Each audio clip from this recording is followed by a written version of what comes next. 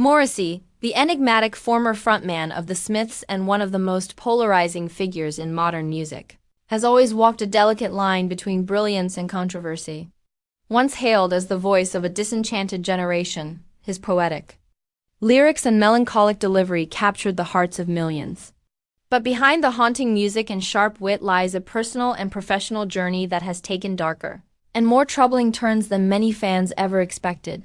Born in Manchester, England in 1959, Stephen Patrick Morrissey was a shy, introverted child who found solace in literature and music. As the lyricist and frontman of the Smiths, he soared to fame in the 1980s, writing deeply emotional, often gloomy songs about loneliness, isolation, and societal alienation. But even during the band's peak, Morrissey was known for being difficult, uncompromising, and emotionally guarded. After the Smiths' abrupt breakup in 1987, a split fueled by personal tensions and ego clashes, Morrissey launched a successful solo career, but he never seemed able to escape the ghosts of his past. Over the years, he became increasingly reclusive and outspoken, giving fewer interviews but making increasingly provocative public statements. His career was further clouded by ongoing legal battles with former Smiths members, including a lengthy and bitter royalty dispute with drummer Mike Joyce, which left Morrissey feeling betrayed and isolated. By the 2000s, Morrissey's public image had started to shift dramatically. Once seen as a sensitive outsider and champion of the misunderstood, he began to draw criticism for comments on immigration, nationalism, and race statements many deemed offensive or even xenophobic.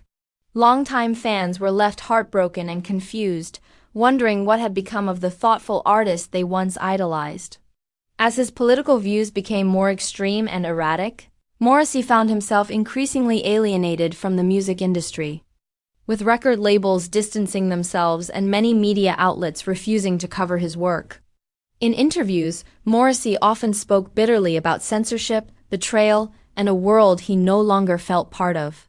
Despite continued touring and sporadic album releases, his relevance began to wane, overshadowed by the controversies he seemed to attract or provoke.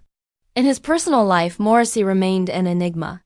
He has always kept his relationships intensely private, at times referring to himself as asexual or celibate. Though he briefly opened up about a significant relationship in his autobiography, he remained largely emotionally distant and guarded, reinforcing his image as a solitary figure.